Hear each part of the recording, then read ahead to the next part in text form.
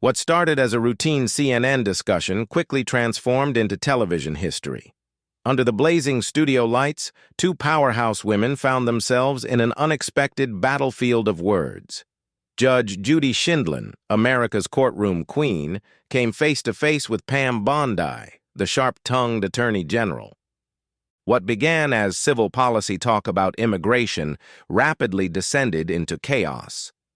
Then came the explosion. Judge Judy's voice cutting through the air like a sword, her finger pointing accusingly. "You have no idea what you're discussing. 2 decades presiding over cases, and I must endure this nonsense." The studio went dead silent. But Pam Bondi's freezing comeback moments later would set social media on fire. Before we dive deeper, drop a comment telling us where you're tuning in from, and smash that subscribe button so you never miss our explosive political coverage. The studio atmosphere that evening was electric with anticipation. 2 formidable women representing different eras and philosophies sat across from each other. Judge Judy Sheindlin, the legendary television personality famous for her no-nonsense judicial approach spanning decades. Opposite her, Pam Bondi, Florida's former top prosecutor, now a fierce conservative advocate unafraid of controversial stances. Judy represented the old guard, a generation believing in strict legal accountability and individual responsibility, built from over 20 years as a family court judge and her record-breaking television career. Bondi embodied modern conservative enforcement, fearlessly championing policies like utilizing the Alien Enemies Act for criminal deportations. Anderson Cooper opened the CNN town hall with his signature composed demeanor, introducing both distinguished guests with respectful acknowledgement of their impressive credentials. A television icon who became a cultural phenomenon, and an experienced prosecutor who once held Florida's most prestigious legal position. The opening immigration policy questions flowed smoothly and professionally. Judge Judy commanded attention with her authoritative presence, delivering precise statements as if conducting a trial. Pam Bondi demonstrated her expertise, backing every point with statistics and concrete examples, showcasing the depth of someone who'd handled countless major and minor cases. Everything remained cordial until Anderson Cooper posed the evening's most explosive question. "Ms. Bondi, please explain your position on employing the Alien Enemies Act for deporting undocumented individuals, particularly those with suspected gang connections." Instantly, the studio's energy shifted dramatically. The entire audience seemed to stop breathing. Pam Bondi responded without hesitation, her gaze piercing as steel, voice filled with unwavering conviction as she faced the camera directly. "The statistics speak for themselves," she declared. "We're confronting transnational criminal networks, gangs exploiting our vulnerable borders to traffic narcotics, weapons, and violence into American communities. Removing those who endanger public safety isn't cruelty, it's necessity." She pivoted toward Judy, maintaining steady eye contact, her tone remaining controlled yet resolute. "We must possess the backbone to identify this crisis accurately. Our current approach is failing. Robust law enforcement isn't oppression, it's safeguarding law-abiding citizens." Judge Judy's eyes became slits, her fingers beginning their familiar rhythmic tapping on the table. A telltale warning sign recognized by anyone who'd watched her show. The storm was gathering. Bondi continued, oblivious to crossing into dangerous territory with her opponent. "We cannot continue overlooking threats under the guise of compassion," Bondi pressed on. "No nation prospers by allowing criminals to exploit loopholes in our kindness. Throughout my prosecutorial career spanning over 20 years, I've pursued drug dealers and gang members who terrorize neighborhoods. As Attorney General, I'm executing the same mission on a national scale, protecting citizens by eliminating genuine threats like international criminal organizations. My approach isn't political theater, it's accountability." Bondi's words carried absolute confidence, but Judge Judy wasn't easily impressed. She crossed her arms defensively, her stare intensifying as if evaluating a defendant in her courtroom. Accountability? She repeated, her voice dripping with sarcasm. You speak of accountability while I witness your policies as theatrical performances designed to appease those in power. The Justice Department should rise above political games, not become an instrument for someone's point scoring. I've observed countless criminals attempt to dodge responsibility by blaming the system. Don't lecture me that targeting gangs is our only solution when we should be teaching people to accept responsibility for their choices. The studio air grew suffocating. Several audience members whispered among themselves, sensing the escalating confrontation. Bondi tilted her head slightly, showing zero signs of backing down, but her eyes sharpened like a predator preparing to strike. Ms. Shindlin, Bondi replied, her voice maintaining steadiness while carrying the weight of absolute confidence. I'm not here to educate people on lifestyle choices. My responsibility is protecting them from those who disregard the law entirely. When I prosecuted major drug operations in Florida, political considerations never entered my mind. I focused on families finally living without fear. If you believe that constitutes politics, perhaps you've spent too much time in television courtrooms. Bondi's response sent shockwaves through the audience. Some cheered, others sat stunned by her audacity. Judge Judy, unaccustomed to public challenges, clenched her fists, her lips forming a tight line. "You're questioning me about television courtrooms?" she fired back, her voice rising as if she were standing at her judicial bench. "I've resolved over 20,000 cases before you even entered a legitimate courtroom. I understand justice, and I recognize when it's being manipulated by individuals like you who've transformed the Justice Department into political entertainment." Bondi remained motionless, but her eyes flashed with icy determination.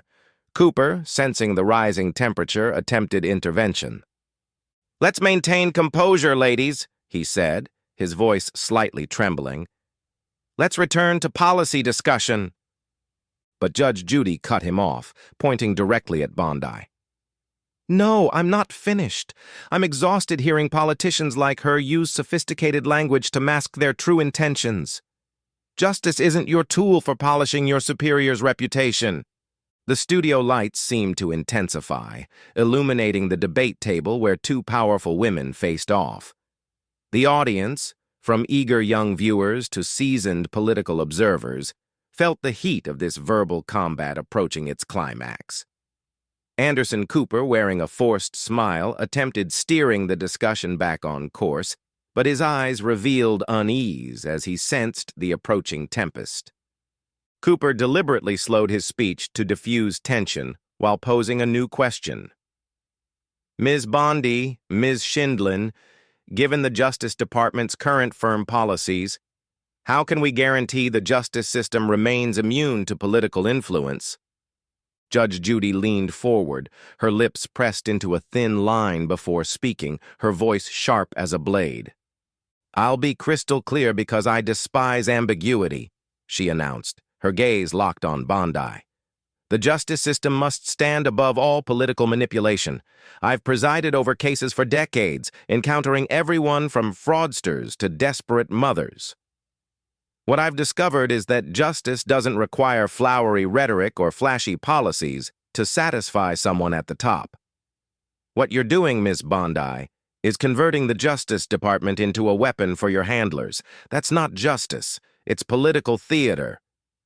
The audience erupted in murmurs, some nodding in agreement, swept up by Judge Judy's passionate delivery. With decades of television dominance, she knew how to captivate every eye in the room. Bondi, however, didn't flinch. She sat calmly, hands resting gently on the table, her focus fixed on Judge Judy, as if weighing each word before launching her counteroffensive. Cooper, sensing the mounting pressure, quickly interjected, "Ms. Bondi, do you have a response?" But before Bondi could speak, Judge Judy raised her hand, signaling Cooper to halt. "I'm not done," she interrupted, her voice resonating like a final verdict. She, pointing directly at Bondi, her finger trembling slightly with emotion, stands there wearing the Attorney General title, but all I see is someone working to satisfy the powerful elite. I've handled genuine cases, faced real people, while you simply follow commands from above. Don't speak to me about justice when you're merely dressing up an agenda. The studio exploded with applause from audience members caught up in Judge Judy's intensity. Others whispered, their eyes fixed on Bondi, waiting to see her response. Bondi took a deep breath, her lips curving slightly. Not a friendly smile, but the expression of someone who'd faced far more intense moments in actual courtrooms. "Ms. Shindlin," she began, her voice low but razor-sharp. "I respect your experience, but justice isn't something performed on a scripted television program." Bondi's words struck like lightning at Judge Judy. But before she could push further, Judge Judy exploded. "Television program?" she snapped, her eyes widening as if mortally insulted. "You dare question me about staged justice? I've dedicated my entire career ensuring people are held responsible for their actions. Meanwhile, you're just a puppet in a political circus, doing whatever's required to maintain your position. You have zero authority to lecture me about justice." The studio air felt completely drained. Some audience members gasped, unable to believe Judge Judy had launched such a fierce personal assault. Cooper, his face pale, tried regaining control. "Ms. Shindlin, let's keep this discussion professional." But Judge Judy didn't stop. She leaned closer to Bondi, her voice lowering but laced with menace. "You think you comprehend justice because you hold an Attorney General title? I've watched people like you come and go, and all they leave behind is a system in worse condition. Don't attempt teaching me about justice when you're merely following orders." Bondi still hadn't moved, letting Judge Judy's attacks hang in the air. Her eyes glinted as if she'd spotted a weakness in her opponent's armor. The audience, sensing the mounting tension, was practically holding its breath. A few whispered, predicting Bondi wouldn't let the insult pass. Cooper, in a final effort to prevent an explosion, spoke quickly. "Ms. Bondi, would you like to respond?" Bondi tilted her head slightly, her gaze never leaving Judge Judy, and gave a subtle nod, as if accepting a duel. "Oh, I'll respond," she said. Bondi took a measured breath, her lips forming a thin line. Not a friendly expression, but the look of a master strategist ready to deliver a crushing blow. She leaned forward, her eyes locked on Judge Judy, her voice low but sharp as a perfectly honed weapon. "Ms. Shindlin," she began, each word delivered with chilling precision, "you discuss justice as if it only exists within your courtroom walls. But allow me to remind you of something. Genuine justice isn't staged under spotlights or performed for television audience applause." The studio audience fell completely silent, feeling the weight of Bondi's every syllable. Judge Judy, though still projecting strength, furrowed her brow slightly, as if realizing she'd entered a battle where she hadn't fully measured her opponent's capabilities. Bondi continued, her voice unwavering, each sentence like a hammer striking Judy's arguments. "I've spent over 20 years in legitimate courtrooms, confronting drug kingpins and criminals who make entire neighborhoods live in terror. While you resolved petty neighbor disputes on television, I stood before juries fighting to remove dangerous individuals from our streets. That's not politics, Ms. Shindlin. That's protecting those who cannot protect themselves." Whispers rippled through the audience, some nodding, drawn in by Bondi's unwavering confidence. Cooper, sensing the momentum shifting dramatically, tried to interject to keep the program on track. "Ms. Bondi, could you elaborate on—" But Bondi raised her hand slightly, signaling him to stop, her eyes still fixed on Judge Judy. "I'm not finished," she said, her voice low but commanding like a prosecutor preparing to deliver closing arguments. "You call me a puppet in a political circus? Let me ask you something. When you transform court cases into entertainment, earning millions from other people's suffering, do you call that justice? The question landed like an explosive device, plunging the studio into bone-chilling silence. Judge Judy, for the first time that evening, seemed to lose her usual confidence, her lips pressed tightly together, her eyes wavering as if cornered. Bondi, sensing the moment, pressed forward with icy composure. "I've witnessed families destroyed by drugs, communities devastated by crime. I don't sit on a bench making judgments for 30 minutes before cutting to commercial breaks. I fight to transform reality. You want to discuss responsibility? Then take responsibility for turning justice into a television spectacle, Ms. Schindlin." The audience erupted in thunderous applause, not just for Bondi's sharpness, but for how she'd turned Judy's attack into ammunition against her. Bondi's final statement, like a knockout punch, rang with undeniable force. "Justice isn't a performance for you to shout while audiences clap. Justice is what I do every single day, keeping this nation safe, whether you call it politics or not."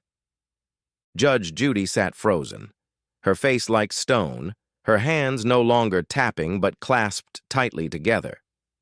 Throughout her career, she'd always delivered the final word. But this time, she found herself speechless. Cooper, recognizing the historic moment that had just unfolded, quickly interjected. "We'll take a brief break." His voice trembled slightly, as if he too was caught in the emotional tornado. The cameras panned across Judge Judy's face, now appearing smaller than ever, then lingered on Bondi, who sat upright, her gaze calm but gleaming with victory. As the studio lights dimmed for commercial break, the audience couldn't take their eyes off Bondi.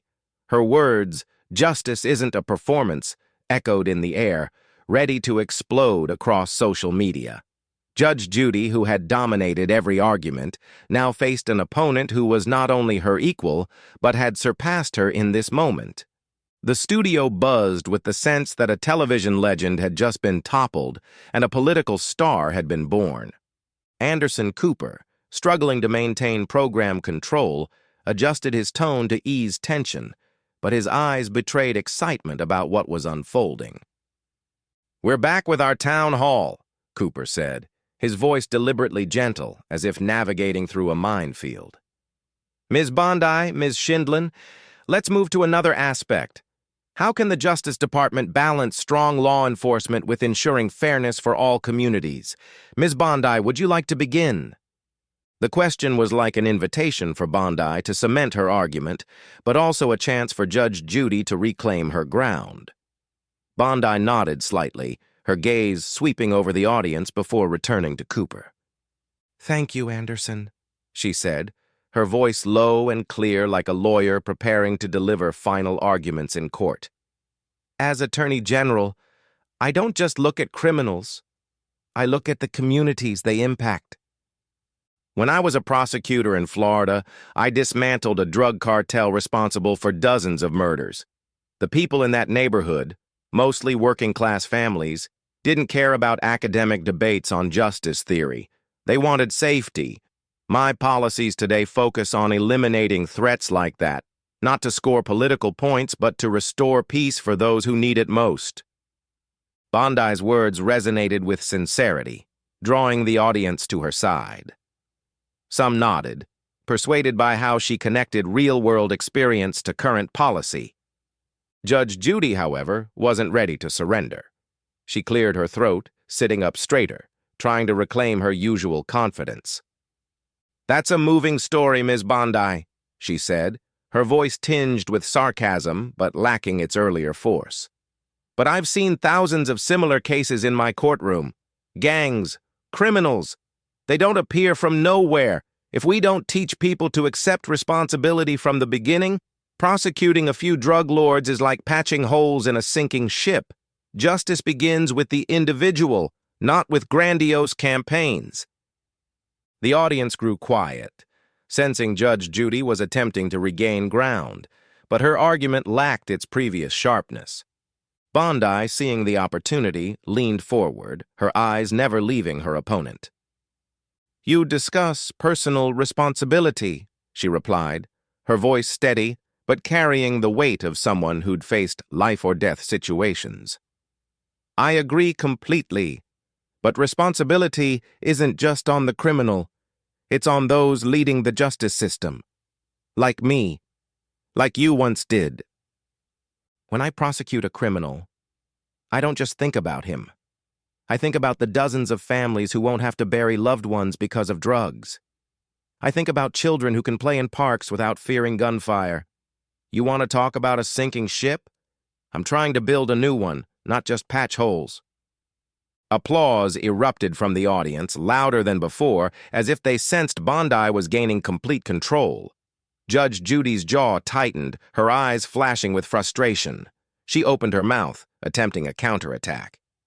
"You talk impressively," she said, her voice trembling slightly with emotion. "But all I see is someone trying to cover up the system's failures with sophisticated rhetoric. I've been in courtrooms longer than you, and I know justice isn't about grand campaigns. It's about doing right one case at a time." Bondi didn't flinch.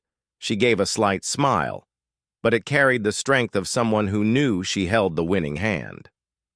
"One case at a time," she repeated, her voice tinged with challenge. "When I take down a gang, I'm not just solving one case, I'm preventing dozens more. While you judged petty disputes on television, I faced threats that made entire cities tremble. That's not sophisticated rhetoric, Ms. Schindlin. That's the reality I live every day." The studio exploded in applause again, this time even louder, like a wave crashing through the room. Judge Judy, though still projecting toughness, began to look smaller, as if Bondi's presence was overshadowing her completely. Cooper, realizing the debate was tilting heavily toward one side, tried to pivot. "Let's take a question from the audience," he said quickly, pointing to someone in the crowd. But the audience, still caught up in the showdown, seemed uninterested in the next question. They wanted to see Bondi continue her dominance. Bondi, with the confidence of a prosecutor who just won a landmark trial, sat upright, her gaze sweeping over the audience as if addressing all of America. "I'm not here to argue about theories," she said, her voice ringing like a declaration. "I'm here to ensure the justice system serves the people, not to entertain an audience or anyone else." Her words, though not a direct attack, were a statement that Bondi wasn't just winning this debate. She was reshaping how people viewed justice. As the studio lights dimmed and the town hall concluded, the broadcast may have ended, but a digital hurricane was erupting outside. The moment Pam Bondi, U.S. Attorney General, outmaneuvered Judge Judy Schindlin with razor-sharp arguments and unbreakable confidence was burned into the minds of millions who watched live. While Judge Judy left the stage with a guarded expression, trying to mask her discomfort, Bondi walked away with the demeanor of someone who had just won a historic trial. But the real stage now wasn't the studio. It was social media, where Bondi's final words were spreading at lightning speed, turning the debate into a global phenomenon. Within moments of the program's conclusion, phones lit up with posts, comments, and video clips from the broadcast. Social media platforms exploded as the hashtag #Bondi owns Judy soared to the #1 spot globally in under 30 minutes. One user posted, "Pam Bondi just turned Judge Judy into a defendant in her own courtroom. This is peak debating." The post quickly accumulated tens of thousands of likes and shares, accompanied by a 15-second clip capturing Bondi's closing argument with her confident gaze and the thunderous applause from the studio audience. The clip, like a spark meeting gasoline, hit 20 million views in just hours. One account created a video splicing Bondi's arguments with dramatic music from an action movie, captioned, "When you're a real prosecutor facing the queen of TV." The video garnered 5 million views and thousands of comments ranging from "Bondi is a legend" to "Judge Judy finally met her match." Other content creators jumped in, producing videos analyzing Bondi's every gesture, from how she leaned in to counterattack to her unflinching stare when facing Judge Judy. Some even reenacted the debate with friends playing Bondi and Judy, sending online communities into hysterics. Mainstream media quickly joined the fray. CNN, the network hosting the town hall, aired an analysis that same evening titled Pam Bondi's Debate-Defining Moment. Journalist Dana Bash called Bondi's performance a masterclass in confidence and practical reasoning, while acknowledging that Judge Judy may have met her toughest opponent yet. Fox News, though typically supportive of figures like Bondi, gave airtime to defend Judge Judy, with commentator Sean Hannity saying, "Shindlin is an icon, but Bondi proved she's a true legal warrior." Major outlets like the New York Times and the Washington Post also weighed in with in-depth articles. The Times ran the headline, "From Courtroom to Political Stage, Pam Bondi redefines debate," while the Post emphasized, "Bondi's silencing of Judge Judy marks a turning point in political communication." The political reaction was equally fervent. Republicans quickly praised Bondi. One senator posted, "Pam Bondi just showed the nation why she's the perfect choice for Attorney General, strength and truth." Conversely, some Democrats tried to downplay the event, with one congressman writing, "Judge Judy is an icon, but this debate shows we need to focus on policy, not emotion." Even those who didn't support Bondi had to acknowledge her sharpness. An independent analyst wrote, "I don't agree with Bondi politically, but her handling of Judge Judy was a masterclass in debating." International media covered the story with headlines like, "Attorney General silences TV judge in live debate," describing the moment as an example of the intersection of politics and pop culture in America. European outlets highlighted how Bondi leveraged her prosecutorial experience to gain the upper hand, calling her a formidable political strategist. Online forums in Europe and Asia were flooded with comments, from admiration for Bondi's confidence to curiosity about Judge Judy's confrontational style. One user on a Japanese forum wrote, "This is why I love American politics. It's like an action movie." While social media and news outlets erupted, Judge Judy's team went into crisis mode. A press release was issued emphasizing that Ms. Shindlin has always respected frank debates and will continue to defend her views. But this explanation was overshadowed by the wave of support for Bondi on social media. One user wrote, "Judge Judy is a legend, but Bondi just rewrote the rule book." Judy's fans tried to defend her, but their voices were drowned out by the excitement surrounding Bondi. Bondi, in contrast, remained silent on social media, letting the debate moment speak for itself. But her team, sensing an opportunity, began sharing laudatory posts from political allies, reinforcing her image as a strong leader. Within 24 hours, the event was no longer just a debate. It had become a cultural phenomenon, a lesson in argumentation, and a milestone in Bondi's career. As the dust settled from the confrontation, one thing was clear. Pam Bondi hadn't just won a debate. She had reshaped how the public viewed justice and power. Judge Judy, though still an icon, faced the reality that her era might be giving way to newer, stronger voices. The Showdown, though only an hour on air, became a cultural milestone, a lesson in debate, and an unforgettable moment. The moment Bondi, with her sharp confidence and impenetrable arguments, silenced Judge Judy, an invincible television icon, became a landmark not only in politics, but also in pop culture. This wasn't just a debate about justice. It was a profound lesson in the power of argumentation, the shift in how the public perceives authority, and the role of media in shaping perception.